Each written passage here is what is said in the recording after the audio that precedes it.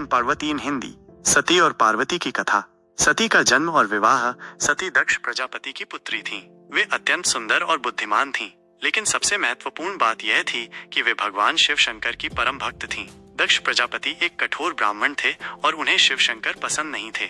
उन्होंने सती के विवाह का विरोध किया, लेकिन सती ने शिव शंकर से ही विवाह करने की ठान ली।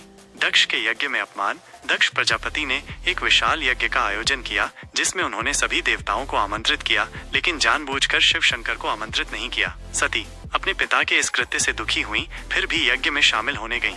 वहां उन्होंने अपने पिता द्वारा शिव शंकर का अपमान सहन नहीं किया और क्रोध में आकर उन्होंने यज्ञ की अग्नि में खुद को भस्म कर लिया। शिव का क्रोध और तांडव। सती के निधन से शिव शंकर अत्यंत दुखी हुए। उन्होंने तांडव नृत्य किया, जिससे संपूर्ण ब्रह्मांड में भयंकर तबाही मच गई। दक्ष प्रजापति को भी इस क्रोध का सामना करना पड़ा। पार्वती का जन्म और तपस्या। सती की राख से एक नई देवी का जन्म हुआ, जिन्हें पार्वती कहा गया। पार्वती सती का ही पुनर्जन्म थी। उन्होंने शिव शंकर को पाने के लिए कठोर तपस्या की। वर्षों तक उन्होंने जंगलों में रहकर कठोर साधना की। शिव पार्वती का मिलन। अंततः शिव शंकर पार्वती की भक्ति से प्रसन्न हुए और उनसे विवाह कर लिया। पार्वती को उमा, गौरी, आदि शक्ति आदि नामों से भी जाना जाता है। सारांश।